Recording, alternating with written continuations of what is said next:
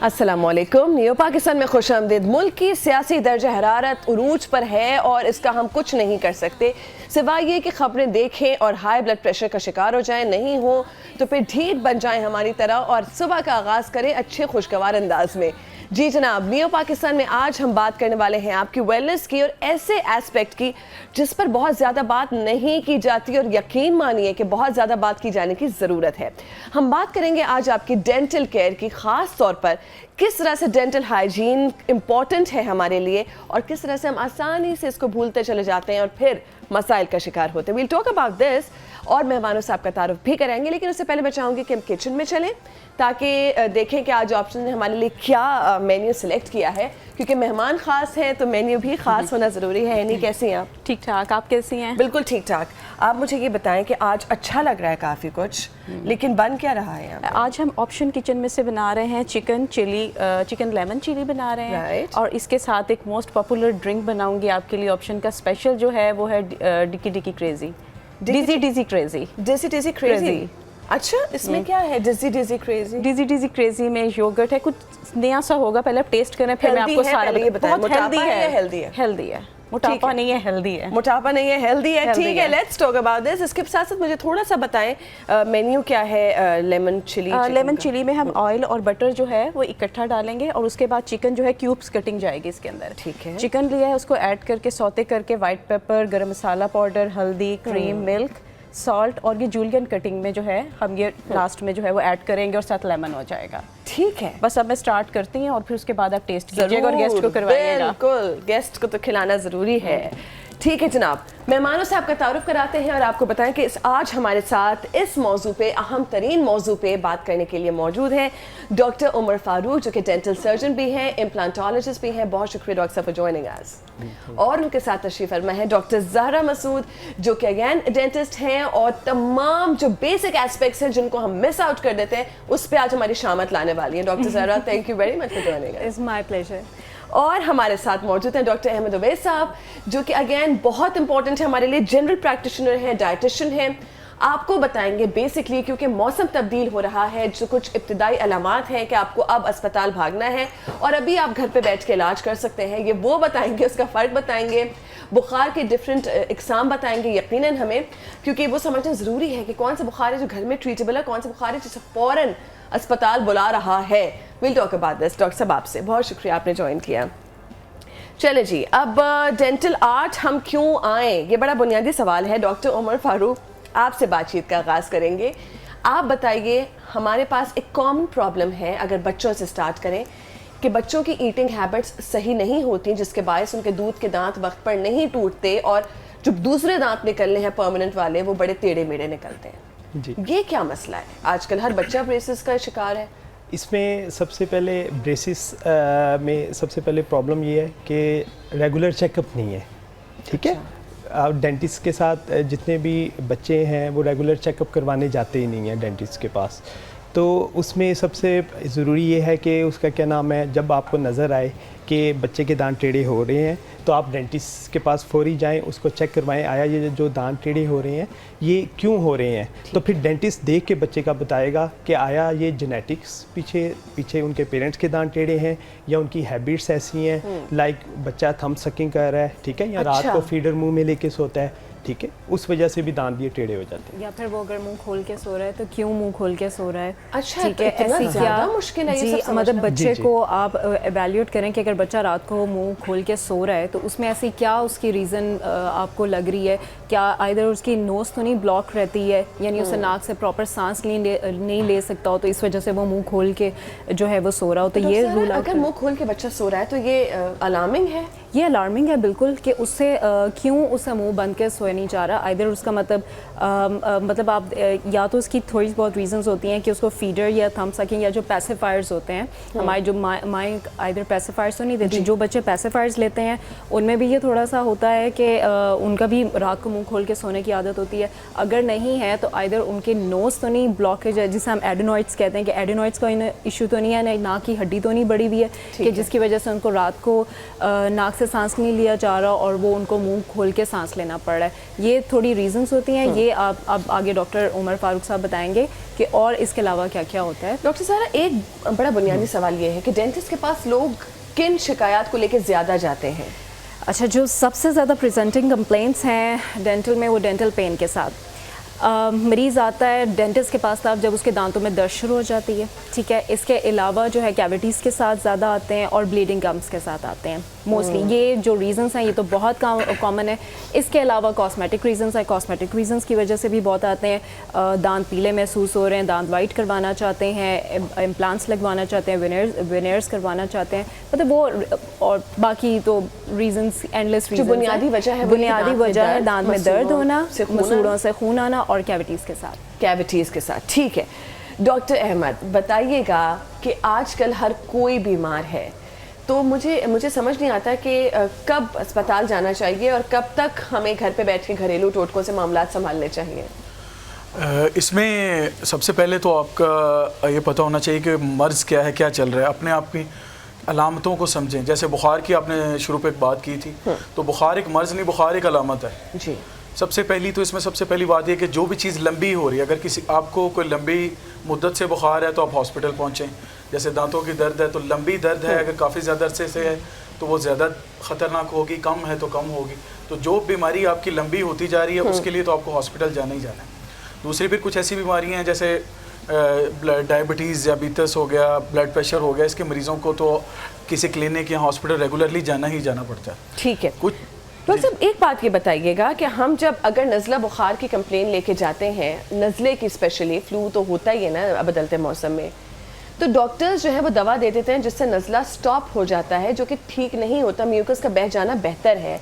तो ऐसा क्यों है? डॉक्टर्स ये क्यों नहीं कहते कि बीबी ये मेरे पास ना आए, आप घर जाके स्टीम लें? सिंपल। अपनी दुकानदारी एट टाइम्स डॉक्टर चमका रहे होते हैं। आपकी बात काफ़ी हद तक ठीक भी है। तकरीबन ये जितने फ्लू और ये नज़ला, जैसे आप ज़ुकाम, नज़ला ज़ुकाम कह रही हैं, इनमें से 60% सेल्फ लिमिटिंग होते हैं, लेकिन आपको ये नहीं पता होता कि कौन से 40% है जो सेल्फ लिमिटिंग नहीं है। अच्छा, ओके। तो उस सूरत में आपको डॉक्टर के पास, अगर ये 1-2 दिन से लंबा हो रहा है तो आपको डॉक्टर के पास। लेकिन अगर डॉक्टर नज़ला रोकने की दवा दे तो वो ना लिए? फ्लू रोकने की दवा नहीं लेनी चाहिए। नज़ला डिपेंड करता है किस कॉज की वजह से है। अच्छा, फ्लू अलग है, तो उसमें दिया जा सकता है। ओके, ठीक है डॉक्टर साहब, will talk about this also. Now coming back to doctor Ahmed, बच्चों को कब ब्रेसेस लगने हैं? हम ऑप्शंस की बात कर लेते हैं। ये कैसे डिटर्मिन होगा? क्या ये अर्ली एज में लग जाना चाहिए या जब पूरा पक्का हो जाए, दांत मसूड़े बिल्कुल सख्त हो जाए तब? जी, आपने बहुत अच्छा क्वेश्चन किया है कि मोस्टली पेशेंट्स यही ये क्वेश्चंस करते हैं कि आया बच्चे को, ये जो पेशेंट आया इसको ब्रेसेस लगवा लें या ना लगवा लें। लेकिन देखें, जब आपको पता लग रहा है कि बच्चे के दांत टेढ़े हैं, आप फौरी उसका क्या नाम है डॉक्टर के पास आएँ। जो डेंटल सर्जन जो ब्रेसेस लगाते हैं, इसको हम ऑर्थोडोंटिस्ट कहते हैं, ठीक है। वो देख के ये डिसाइड करता है आया जो ये दांत टेढ़े हो रहे हैं इसमें किस वजह से हैं। उसमें 3 टाइप्स की वजूहात हैं। या उसमें जॉ बाहर की तरफ आ रहा होता है, बाद दफ़ा दांत टेढ़े होते हैं, बाद दफ़ा होता है सॉफ्ट टिश्यू का इशू होता है, लिप्स बाद दफ़ा बहुत ज़्यादा थिन होते हैं। वो फिर डायग्नोस करता है कि आया ये 3 प्रॉब्लम में से इसको कौन सी प्रॉब्लम है, ठीक है।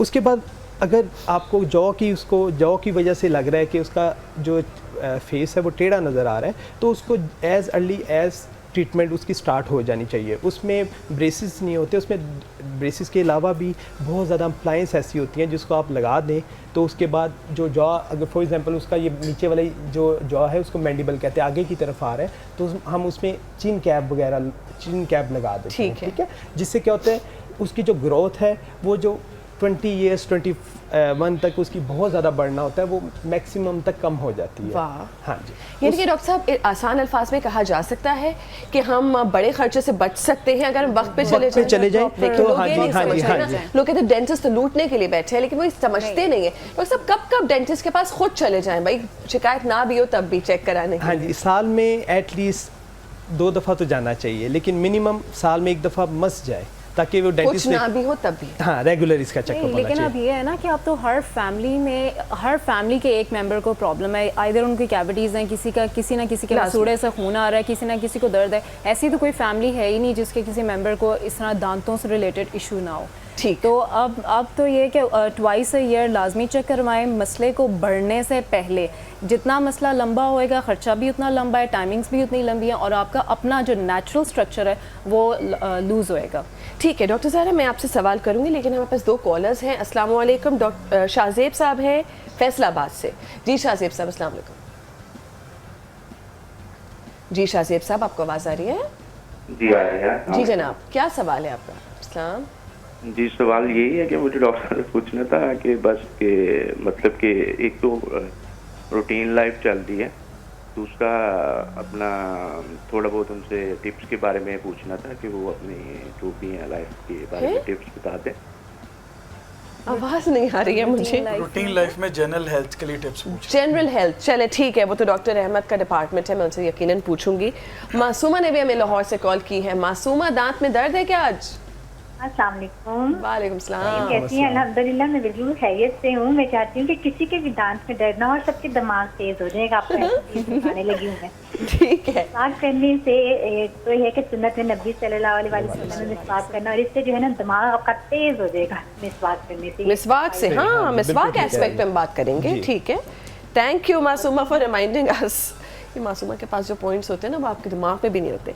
अच्छा, अब हम शुरू करते हैं बेसिक सवालात। एक बच्चा छोटा है, अक्सर मैंने देखा है कि माएँ जो हैं वो छोटे बच्चे जो बिल्कुल होते हैं उनके गीले कपड़े से साफ करेंगी। आप थोड़ा सा इस हवाले से बिल्कुल।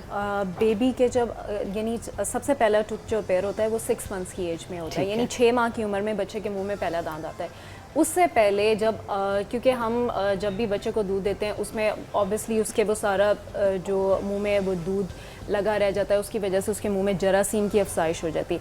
उसके लिए क्या करें कि जब तक तो दांत नहीं आया मुंह में तो माएँ डैम्प क्लॉथ लेके यानी मलमल का हल्का सा गीला कपड़ा करके बच्चे के सारे गम पैड से उसकी सफाई करें। यानी जो उसके यानी जब दांत नहीं आएगा तो हम उसको गम पैड कहेंगे। ठीक है, गम पैड की सफाई करें। जब दांत मुंह में आ जाएगा तो उसके फिर प्लेन टूथब्रश से दांतों की खुद साफ़ करें, दांत को साफ़ करें। ठीक है, और उसके बाद जब बच्चा अपनी फर्स्ट बर्थडे तक पहुंच जाता है तो फिर उसको प्रॉपर अपनी सुपरविजन में उसको टूथब्रश स्टार्ट करवा दें। यानी जब मुंह में दांत नहीं आया है तो गम पैड्स की सफाई मलमल के कपड़े के साथ उसको गीला करके करें, उसमें जो दूध वगैरह लगा नहीं रहने छोड़, क्योंकि ये आपको नहीं पता होता ना। जी, क्योंकि बच्चा जो है नॉर्मली उसने हर 4 आवर्स के बाद फीडर लेना है, हर 4 आवर्स के बाद लेना है, तो हम उसको ये आप देखें उसमें बैक्टीरियल ग्रोथ के फिर बहुत चांसेस होते हैं। पीपल शुड अंडरस्टैंड कि हर चीज़ देखिए ना स्टमक में मुंह से ही जा रही है, स्टमक में मुंह से जा रहे हैं। जितने आप बैक्टीरियाज मुंह में आप उसकी अफजाइश करेंगे वो सारे आपके स्टमक में जाएंगे, आपके फूड के साथ, आपके दूध के साथ सारे जाएंगे। तो इसलिए कहते हैं ना चाइनीज़ की प्रोवर्ब है ना कि अगर आपने अपना स्टमक को हेल्दी एंड क्लीन रखना है तो अपने माउथ को हेल्दी एंड क्लीन रखना है। ओरल हाइजीन को, क्योंकि जो हमारे मुंह के बैक्टीरिया हैं वो सिर्फ हमारे मुंह तक नहीं रहते, वो पूरी बॉडी जो है सर्कुलेट करते हैं और हर ऑर्गन तक जाते हैं। लाजमी है ना, ये बड़ी बुनियादी बात आपने की। ठीक है डॉक्टर अहमद, मुझे ज़रा बताइएगा जनरली इस सवाल का जवाब भी दे दें जो उन साहब ने पूछा, शाहजेब साहब ने फैसलाबाद से। Plus I want to ask a small question कि कल मेरे पास कुछ मैसेजेस आए थे जो मैं अपने डॉक्टर से नहीं पूछ सकी। डाइटिशियन क्योंकि आप हैं, मुझे बताएं कि डाइटिशियन होते हुए आप ज़ियापैटिस के मरीजों को नॉर्मल डाइट में आजकल क्या कहेंगे कि वो कौन सा फ्रूट खा सकते हैं, कौन सा नहीं खा सकते, to keep a proper check on the diabetes also, plus enjoy. एक सीजन चेंज हुआ है ना, वो भी है। पहले डायबिटीज़ के हवाले से बात कर लेते हैं। डायबिटीज़ एक तो हर एज पे ज़ाहिर है हर बंदे की खुराक की जो है रिक्वायरमेंट मुख्तलिफ होती है जी, तो उसमें हर एक कुछ जनरल रूल्स तो हो सकते हैं लेकिन एक स्पेसिफिक नहीं है। जो मैं बातें करूँगा वो सबके लिए। ठीक है। आप इसमें सबसे पहली चीज़ तो है जो भी चीज़ खानी है एतदाल। आप जो भी चीज़ खाएं बहुत ज़्यादा ना खाएं, जैसे शादियों में एकदम लोग खाने लग जाते हैं उस तरह से नहीं खानी। दूसरी बात ये कि स्मॉल फ्रीक्वेंट मील्स, ये डायबिटीज़ के लिए वर्ड याद रखें कि आपको ज़रूरी नहीं कि आप दिन में 3 दफ़ा खाएं, आप 5 या 6 दफ़ा भी खा सकते हैं। वैसे भी तो हम सबके लेकिन लिए है, कम वैसे खाएं, ये सबके लिए ही है। लेकिन स्पेशली जो हम एक अपनी हेल्थ को इम्प्रूव करने के लिए चीज़ करेंगे, लेकिन डायबिटीज़ के मरीज़ के लिए तो ये लाजमी है क्योंकि उसने ज़िंदा रहना है। अगर वो इसको नहीं करेगा तो उसकी डायबिटीज़ बिगड़ेगी और उसकी कॉम्प्लिकेशंस हो जाएगा। स्मॉल मील्स यानी कि 3 खानों के बजाय आप 5-6 ले लीजिए। स्मॉल एंड फ्रीक्वेंट मील्स कि आप अपने स्टमक को एम्प्टी होने ही ना दें कि वो आपको अर्ज दे आप बहुत ज़्यादा खाएं। ठीक है। और फ्रूट्स का इस्तेमाल, क्योंकि डायबिटीज़ वालों को जितना मीठा बंद होता है उतना ही क्रेविंग भी होती है ऑटोमेटिक। फ्रूट में आप एक एज जनरल एक पोर्शन याद रखें कि एक छोटा कप जो चाय का होता है आप फल को काट के उसमें डाल लें, वो जितना बनेगा आप एक वक्त में वो खा सकते हैं। वाह, ये तो अच्छा टिप दिया आपने, एक चाय के कप के एक चाय के कप में आप काट के कोई भी फ्रूट जो है वो जितना उसका साइज। हाँ, लेकिन प्लीज शुगर लेवल्स अपने चेक करते रहिए। नहीं, ऐसा आपका नहीं है कि जो खाए और आपने खा लिया। जो ये फ्रूट्स होते हैं इनमें फ्रुक्टोज होती है, ग्लूकोज नहीं होती है, तो ये Which is not directly too वो हार्म, अगर आप बहुत ज़्यादा खाएंगे तो इवेंचुअली वो ज़रूर ऊपर करेगी, लेकिन अगर आप मुनासिब मिकदार में लेते हैं तो आपको बिल्कुल तंग नहीं करेंगे। ठीक है, अंबर साहब ने हमें कॉल की है कराची से। अस्सलाम वालेकुम अंबर साहब, हाउ आर यू? हेलो, अस्सलाम वालेकुम। जी। मैंने डेंटिस्ट से बात करनी है। जरूर कीजिए। हाँ जी, मैंने बताना, मेरी बेटी के ना ये ब्रेसेस लगवाए थे, 2 साल हो गए, 2-2.5 साल। अब उसके जो ब्रेसेस उतरे ना फिर उसके आगे को हो रहे हैं दांत ना, तो वो कितने अर्से तक लगने चाहिए या वो क्या मसला है कि क्यों दोबारा उसके आ गए हैं आगे ये ना एक दांत? इम्पोर्टेंट सवाल है कि किसने असल लगाए वो हैं। थंब लेती थी बचपन से ना, जी अंगूठा लेती थी, जिसकी वजह से इसके लगे थे। अब वो उसके 2 साल 2.5 साल लगे, लेकिन वो फिर उसके वो ख़त्म किए, हटाए, तो फिर उसके आगे आ रहे हैं।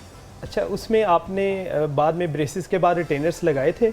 हाँ हाँ, रिटेनर लगाए हैं, लगाती है रात में, लेकिन असल में वो खुद भी अब स्टूडेंट है, कॉलेज जाती है ना, तो अब वो ज़्यादा नहीं लगाती थी, लेकिन रात में लगाती थी, हर वक्त नहीं लगाती थी। नहीं, अब उसकी मेन वजह यही हुई है कि वो रिटेनर रेगुलर वो उन्होंने रात को लगाए नहीं। ये एटलीस्ट रात को लगाती है, दिन में अब कॉलेज जाती है ना, वो भी मेडिकल, उसमें डेंटिस्ट में ही उसने फर्स्ट ईयर में मेडिकल के ना। जी जी जी, बिल्कुल आप ठीक कह रही हैं, लेकिन जो रिटेनर्स हैं वो डेली रात को पहनने पड़ते हैं और 6 मंथ रात तक। में तो लगा रही है, मैं आपसे कह रही हूँ, सुबह नहीं, सारे दिन नहीं लगाती, सिर्फ रात में लगाती। देखिए, जब आप वो रात को पहन लेगी तो सुबह लगाने की उस पर जरूरत नहीं पड़ती, लेकिन वो रेगुलर लगाए। आगे आ रही है ना, मैंने इसलिए तो आपसे पूछा है ना, उसके फिर मतलब वो जैसे अब क्या करें डॉक्टर साहब, ये हाँ, बताइए। अब देखें, जिससे आपने ट्रीटमेंट करवाई है, आप उसमें प्रॉब्लम क्या आई होगी, या रिटेनर वो जो पहन रही है, क्योंकि रिटेनर का मेन मकसद क्या है कि जहाँ पे ब्रेसेस से दांत आपके ठीक हुए हैं, ठीक है, रिटेनर मीन्स के दांत उसी जगह पे उसको रिटेन रखा जाए। तो वो क्या है कि आपका रिटेनर या टेढ़ा हो गया होगा या उसका साइज चेंज हो गया होगा, ठीक है।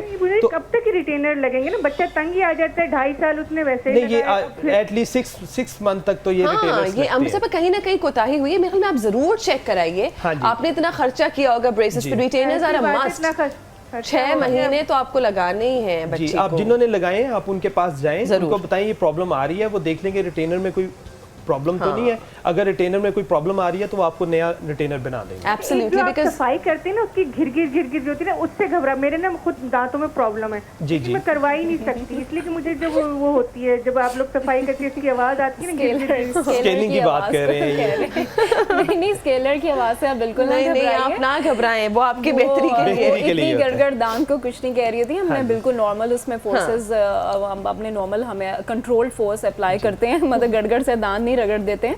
वो लग रहा होता है ऐसे जैसे पता नहीं अंदर क्या काम हो रहा है, लेकिन उसमें नॉर्मल फोर्स अप्लाई इरिटेटिंग करते होता हैं। है थोड़ा सा, लेकिन दैट्स इवन फॉर गुड। अंबर साहब, मेरे ख्याल में आप टेस्ट जरूर कराइए इसको, रिटेनर को, कि हो सकता है इसका साइज वाइज में कोई मसला आ गया, वैसे कोई मसला हो, वरना ऐसा होता नहीं है। ऐसा होता नहीं है नॉर्मली, और ये रेगुलर आपको फॉलो अप रखना पड़ता है। ये नहीं है 6 मंथ आप चलेंगे, उसके बाद आपको 1 ईयर के बाद दोबारा आप चेक करवाएं। आफ्टर 2 इयर्स का रेगुलर इनका ट्रीटमेंट हुआ, उसमें डिले तो नहीं हुआ? 2.5 साल बीच में डिले तो नहीं आया ट्रीटमेंट में? 2.5 साल। I think she is not on the call. ठीक है जी, एक छोटे से ब्रेक लेते हैं, ब्रेक के बाद आपके मजीद कॉल्स भी शामिल करेंगे और उसके साथ साथ मजीद जो सवालात हैं वो भी करेंगे। Stay with us.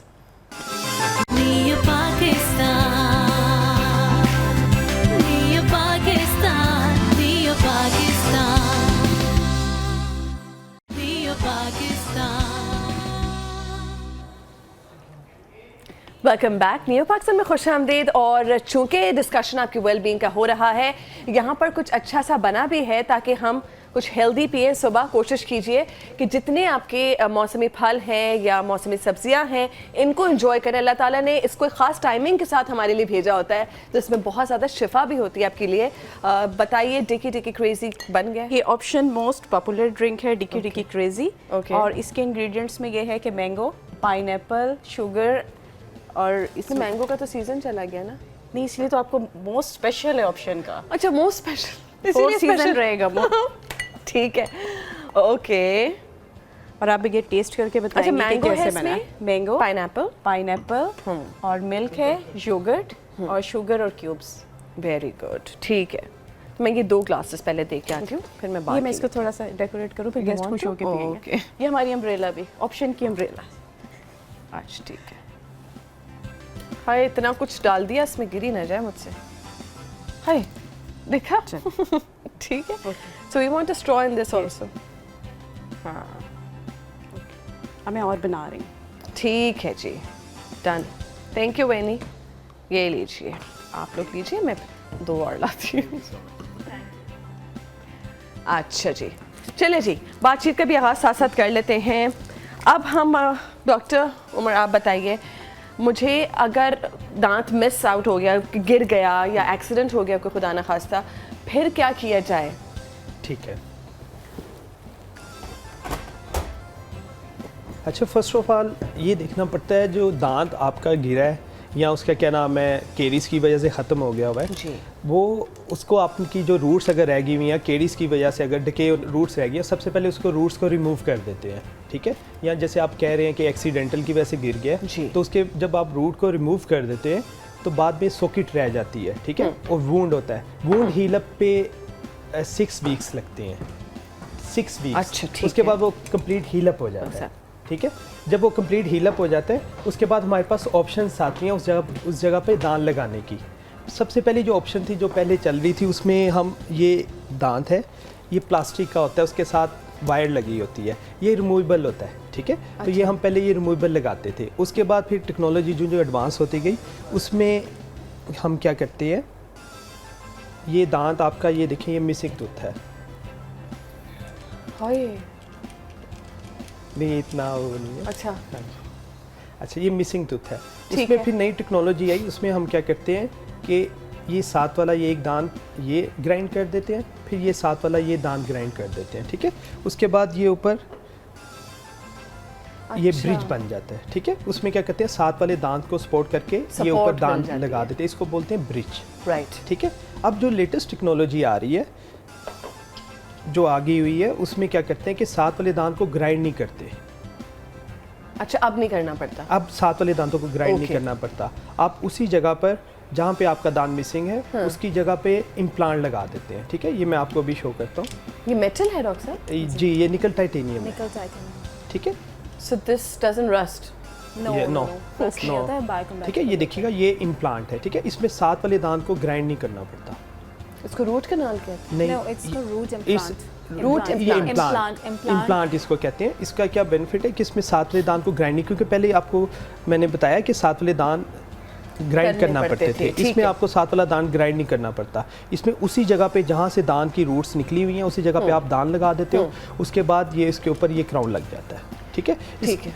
और ये मिनिमम भी हम ये सोचते हैं कि इस पेशेंट को इंशाल्लाह जो ये है 10 इयर्स तक तो इसको कोई प्रॉब्लम नहीं आएगी इंशाल्लाह। ठीक है। ठीक है, डॉक्टर और साहब, क्या इसमें जब ये लगा लेते महंगा ट्रीटमेंट है? जी, ये थोड़ा सा कॉस्टली है, इतना ज़्यादा महंगा नहीं है, लेकिन सबसे पहले हमें ये डायग्नोस करना पड़ता है जब पेशेंट हमारे पास आता है कि आया इसको कौन सा ही आप लगा सकते हो, आया ये पार्शियल डेंचर लगा सकते हो, अच्छा, आया उसके क्या नाम है ब्रिज लगा सकते हो जो मैंने ठीक ये है। आपको पहले दिखाया है, या इम्प्लांट लगा तो सकते हो। डॉक्टर साहब अगर किसी के कोई भी दांत ना हो तो पूरे के पूरा ही पूरा 32 ही बनेगी? हाँ जी, उसमें भी वो जो That is हम वो जो पिंक 32 कलर, ही, right? हाँ जी, पिंक कलर की Denture. अपर लोअर डेंचर बोलते हैं उसको। ठीक है, हाँ। वो डेंचर भी लग जाता है, और अब ये इम्प्लांट्स के साथ फिक्स डेंचर भी लग जाता है। आप इम्प्लांट्स नीचे जॉ पे लगा देते हो, ठीक है। नीचे वाले पे 6 और अपर भी 6, और उसके ऊपर ये ब्रिज कर देते हो सारे दांतों के ऊपर, वो अच्छा। फिक्स होता है, वो आपको रिमूव नहीं करना पड़ता। अच्छा, हाँ जी, यानी जो पहले हमारे जो डेंचर्स थे जो उतारने वो चढ़ाने removable वाले थे, सब डरते थे बचपन में। वो बल्कि हाँ जी। एग्जैक्टली हाँ जी, जो अब ये नई टेक्नोलॉजी आई है इसमें ये फिक्स हो जाते हैं, तो इसमें उसका क्या नाम है? मॉडर्न बूढ़े हैं वो खुश हो जाते हैं, फिक्स हो जाएंगे। ठीक हो गया। एक कॉल है हमारे साथ, कौन है जी? मैं भूल गई। मिसेस फहद कराची से। अस्सलाम वालेकुम मिसेस फहद। वालेकुम अस्सलाम, कैसी हैं? बिल्कुल ठीक मिसेस फहद, कोई सवाल है आपका? मुझे क्वेश्चन ये करना है, एक्चुअली मेरा बेटा है 3 साल का और उनके शुरू से ही दांत अपने कैविटीज लगी हुई है। तो ये तो वैसे आप उनको ब्रश तमाम करवा रही हैं? आप उनको ब्रश करवाती हैं? जी, मैं उनको ब्रशेस रेगुलर करवा रही हूँ। मैंने शुरू में उनके 6 या 7 मंथ तक नहीं करवाया है क्योंकि मुझे इस टाइम इतना आइडिया नहीं था। शुरू में 6-7 मंथ्स का क्या मतलब है कि जब मतलब 6 माह की उम्र, कब से जी, स्टार्ट जी, करवाया टूथब्रश आपने करवाना? उनके teeth जो है वो 4 मंथ के बाद से निकलना शुरू हो गए। ठीक है, 4 मंथ्स के बाद से। लेकिन मैंने उनको 7 मंथ के बाद उनकी टीथ ब्रशिंग स्टार्ट करी है। ठीक है, ठीक है। इसके अलावा आप थोड़ा डाइट में बता सकते हैं कि वो फीडर ज़्यादा देर तक मुंह में लेके तो नहीं? मदर फीड पे टोटल रहे हैं। जी जी, मदर फीड पे मदर रहे फीड मदर फीड पे हैं, ठीक है। और ब्रश भी आप करवा रही हैं? जी, ब्रश रेगुलर हो रहा है। मीठा कुछ खिलाती होंगी मुझे लगता है। आप ये आप बता दें कि आप उसको जो ब्रश करवाती हैं किस टाइम पे करवाती हैं? ब्रश रात में सोते हुए and early morning. Early morning में कब करवा रही हैं? मतलब बिफोर ब्रेकफास्ट या आफ्टर ब्रेकफास्ट? ब्रेकफास्ट क्या है, वो ब्रेड विद टी के नहीं, साथ ब्रेकफास्ट जो मैं ब्रश कह रहा हूँ, जो वो बिफोर ब्रेकफास्ट या आफ्टर ब्रेकफास्ट? bread। नहीं, बिफोर। बिफोर, हाँ जी। उसमें जो सही उसका टाइमिंग्स है वो आफ्टर ब्रेकफास्ट है, ठीक है? हाँ जी, हम सबके लिए या सबके लिए आफ्टर ब्रेकफास्ट ओह है। माय गॉड, सी रात को अब ये सोने कितनी से इंपॉर्टेंट पहले, बात है, मैं नहीं पता। सॉरी, ओवरनाइट देखें दांत आपके, उसका क्या नाम है, जब आपने रात को ब्रश करके सोए हैं ओवरनाइट आपके क्लीन है। आप सुबह उठें, सबसे पहले कुल्ली करके आप नाश्ता कर लें, माउथ वॉश कर लें। हाँ जी, माउथ वॉश कर लें। उसके बाद ब्रेकफास्ट कर लें। ब्रेकफास्ट के बाद करें, क्योंकि ब्रेकफास्ट के बाद 3 to 4 आवर जब तक स्नैक्स या कोई टाइम मील वो आप लेते नहीं हो। कॉलर लाइन पे, ठीक है। अच्छा, एक और कॉलर लाइन पे है? नहीं नहीं, वो डिस्कनेक्ट हो कैंडीज गई। का तो उनसे पूछा ही नहीं कि कैंडीज तो नहीं। हाँ देखिए, अब हाँ आपसे मैं इस बात का जवाब लूंगी। फिजा की कॉल ले लेती हूँ इस्लामाबाद से। जी फिजा, अस्सलाम वालेकुम। वालेकुम अस्सलाम। हाँ जी, मेरी बेटी 10 इयर्स की, के सामने के जो दूध के दांत होते हैं ना, वो उसमें से एक जो है वो उतर गया, उसके बाद नया निकल आया। लेकिन जो दूसरा है ना, वो वैसे ही छोटा है, तो उसका एक दांत छोटा एक बड़ा। अब क्या किया जाए? उसके जो कैनाइन्स होते हैं, जो सुए जिसे कहते हैं, उसके ऊपर भी दांत उग गए हैं, पहले वाले निकले नहीं हैं। ठीक है फिजा साहिबा, मैं इस सवाल का जवाब लूंगी डॉक्टर उमर से, लेकिन सबसे पहले मैं बात करती हूँ कि बच्चों की ईटिंग हैबिट्स का ज़रा मुझे बताइएगा। अच्छा, अब ये है कि अगर आप इनकी, जैसे मदर कह रही हैं कि मेरा बच्चा टूथब्रश भी करता है, ठीक है, ट्वाइस करता है। अगर नहीं भी करता ब्रेकफास्ट के बाद, तो ब्रेकफास्ट से पहले तो कम से कम करता है ना, तो मतलब ट्वाइस करता है, और उसके बावजूद भी कैविटीज़ है, तो ये रूल आउट करने की ज़रूरत है कि वो अपनी डाइट क्या ले रहे हैं। अगर तो डाइट में कैंडीज़ है, चॉकलेट्स हैं, सारा जंक फूड है, बेकरी आइटम्स हैं, फिर जितना मर्जी टूथब्रश कर लें आप, मतलब जब आपकी डाइट से आप अपना उसके बाद उसको टूथब्रश भी नहीं करें, डाइट भी सारी ज़्यादा शुगर, ज़्यादा कार्बोहाइड्रेट्स, स्टिकी फूड्स ले रहे हैं, कार्बोनेटेड ड्रिंक्स ले रहे हैं, मतलब पेप्सी, 7 अप वगैरह, जो दांतों का अपना स्ट्रक्चर जो है वीक करता है, जो ये सारी डाइट्स हैं, तो अगर ये ले रहे हैं और उसके बाद टूथब्रश भी नहीं कर रहे हैं, तो फिर डेफिनेटली कैविटीज़ तो होंगी, चाहे वो जौन सी मर्जी एज में हो। एक 1 ईयर के बेबी में भी कैविटी हो सकती है, मतलब कैविटी की अपनी कोई एज नहीं है। ये अब आपने ख़ुद से डिटर्मिन करना होता है अपनी अगर मैं हूँ, लेट्स सपोज मैं सारा दिन चॉकलेट्स खाऊं और टूथब्रश भी ना करूँ, ज़रूरी नहीं है कि मुझे कैविटीज़ हों।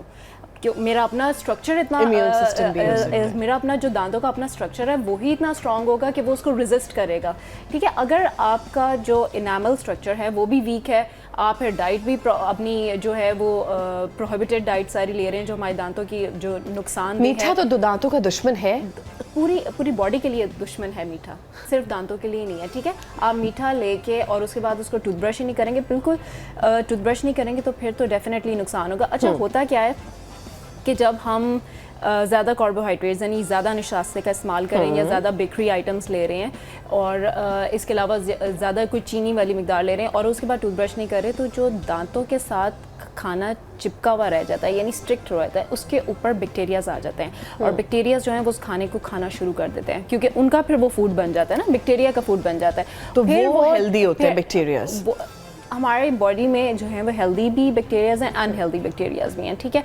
बैक्टीरिया के अलावा तो हमारी वो सारा वो फ्लोरा जो डिस्टर्ब हो जाएगा ना, तो गुड बैक्टीरियाज भी हैं, बैड बैक्टीरियाज भी हैं। अच्छा, अब जो गुड बैक्टीरियाज हैं वो they start eating that food, जो हम टूथब्रश नहीं करते, जो हम ब्रश नहीं करते, वो लगा रह जाता है, वो they start eating that food और उसके बाद उनकी बॉडी से एसिड सिक्रीट होना शुरू हो जाता है, जो दांतों के अंदर से मिनरल्स को खींचता है बाहर, यानी डीमिनरलाइज करता है। समझ आई?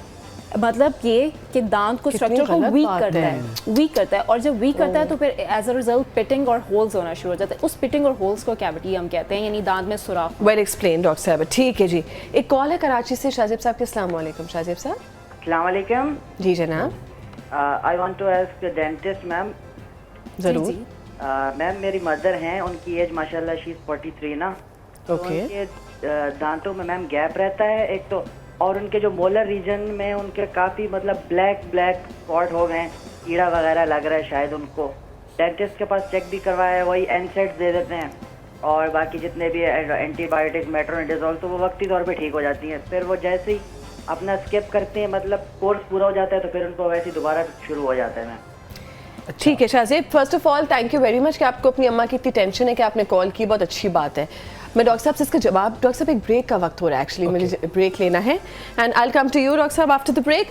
ब्रेक के बाद मैं जानूंगी डाइटिशियन क्योंकि हमारे साथ मौजूद हैं कि हमारा पेट क्या मांग रहा है आजकल, और पेट जो मांगता है क्या वो सही भी है या नहीं।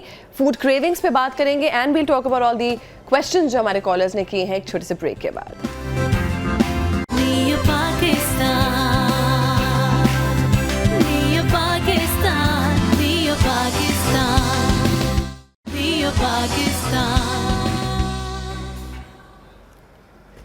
वेलकम बैक जी। फूड क्रेविंग्स पे भी ज़रा बात कर लेते हैं, जिसके बाद मैं डॉक्टर उमर की तरफ जाऊंगी और दोनों सवालों के जवाब लूंगी।